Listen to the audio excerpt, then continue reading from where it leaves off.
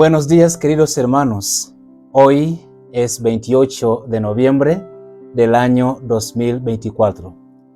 El día de ayer, después de la misa, hay una persona que se me acercó y me hizo esta pregunta. Padre, ¿por qué la iglesia nos presenta estos textos bíblicos que nos asustan? Porque la primera lectura nos da el miedo, nos habla sobre el fin del mundo. Y el Evangelio también, Jesús nos habla sobre el fin del mundo. ¿Cómo va a ser el fin del mundo? ¿Cuál es la intención de la iglesia en eso? Porque a mí estos textos me dan miedo, me asustan. Y yo veía su cara así, bien asustada, porque era mujer, bien asustada. Yo le dije, no se asuste. Mañana voy a explicar por qué. Así que atenta. Ve el video que voy a hacer el día de mañana. Así que hoy día vamos a responder a esta pregunta de esta señora, su preocupación. ¿Por qué la iglesia nos presenta estos textos que nos asustan? Porque en lugar de darnos la esperanza, más bien estos textos nos están llamando la atención a que va a haber el fin del mundo, van a haber guerras, revoluciones. ¿Por qué? Bueno, tranquilos, puede ser que tú también tengas la misma pregunta. Mira, estamos en la última semana del tiempo ordinario.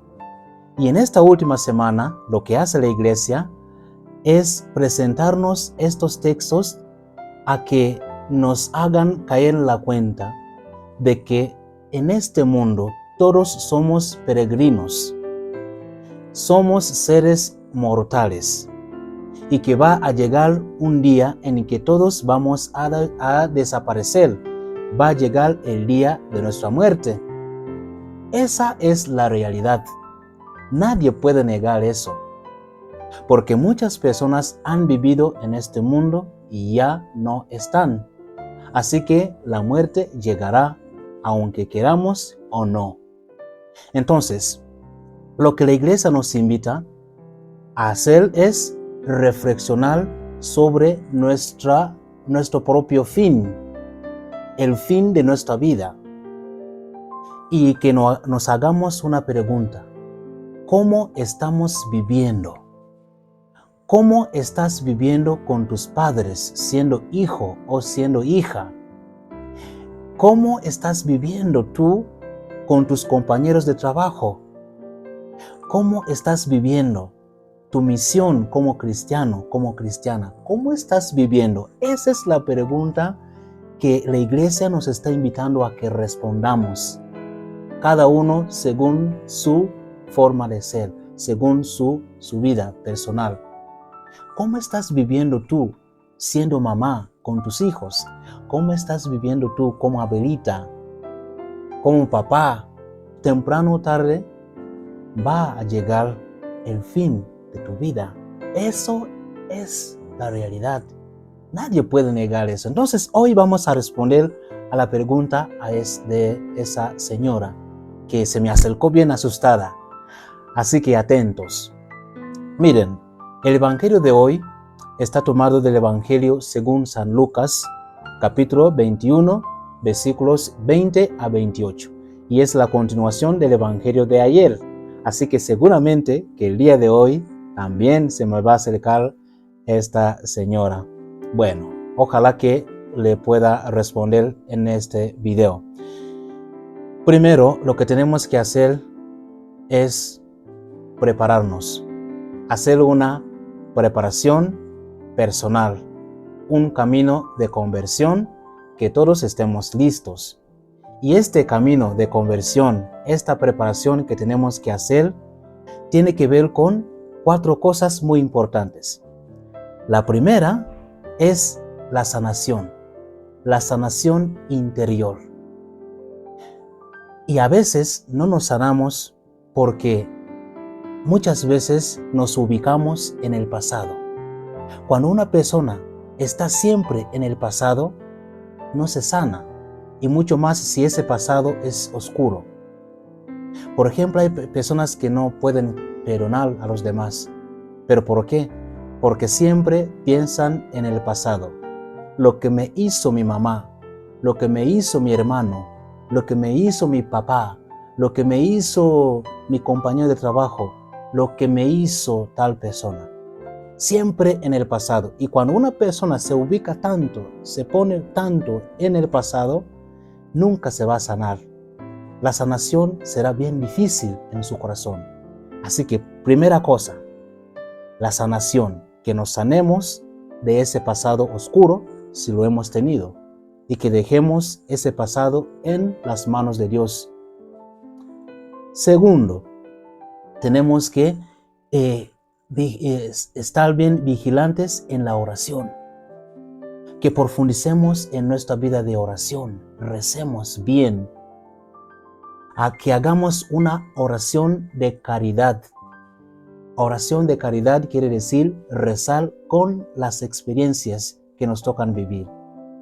Hacer todas las experiencias que nos tocan vivir diariamente, oración. Entonces, tenemos, en lugar de tener miedo, de asustarnos, más bien tenemos que rezar más, rezar a que Dios nos dé fortaleza, a que Dios nos dé ese ánimo que necesitamos para seguir caminando en este mundo. ¿Por qué? Porque sin Dios nada podemos hacer. Segundo, la palabra de Dios. La palabra de Dios es un alimento para el alma. La palabra de Dios es una guía en nuestra vida cristiana. La palabra de Dios nos ayuda a que tengamos nuestros ojos fijos en el Señor, en Jesucristo.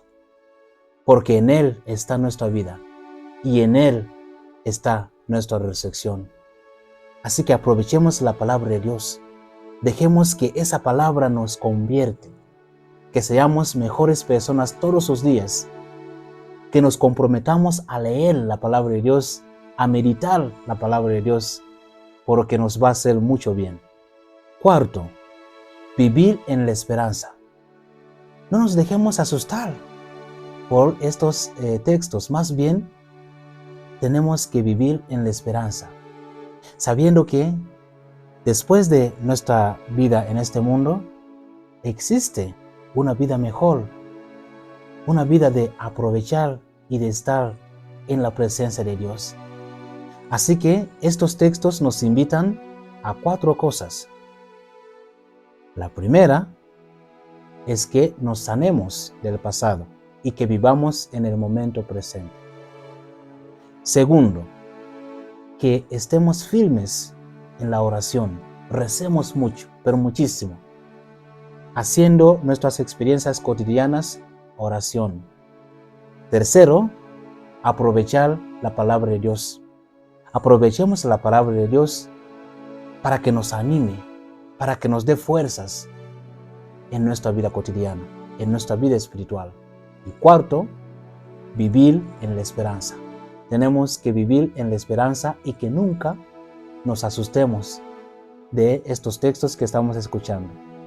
Yo te deseo un feliz día y que Dios te siga acompañando siempre.